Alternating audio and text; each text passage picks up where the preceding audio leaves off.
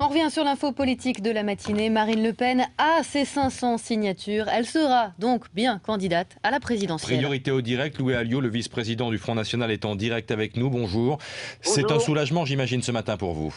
C'est un énorme soulagement, effectivement, puisque maintenant la présidentielle va pouvoir démarrer. Franchement, monsieur Alliot, est-ce qu'il y a eu un vrai doute ou est-ce que quelque part vous avez un peu ménagé le suspense ? Non, Marine Le Pen a attendu d'avoir passé la barre des 500 hier pour l'annoncer ce matin.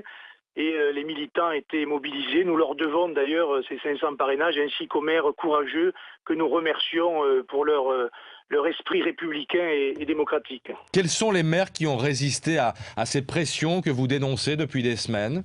Oh, ça, je ne vais pas pouvoir répondre à cette question. Marine Le Pen vous le dira, puisqu'elle interviendra dès Beaumont cet après-midi à 16h pour une conférence de presse officielle. Qu'est-ce que ça change, Louis Alliot, ces 500 signatures désormais? Est-ce que c'est un point d'inflexion, une nouvelle campagne qui commence pour vous quelque part?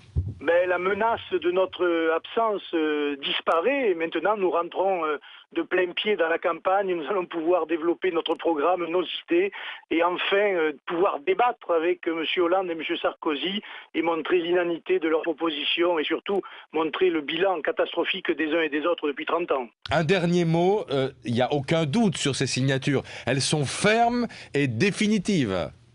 Jusqu'à l'enregistrement officiel par le Conseil constitutionnel, mais de notre point de vue, oui. Merci beaucoup, monsieur Alliot, d'avoir été en direct avec nous ce matin sur BFM TV dans Première Édition. Première réaction donc d'un haut responsable du Front National après cette information que nous vous donnions juste avant 7h30. Marine Le Pen dispose donc de ses 500 signatures.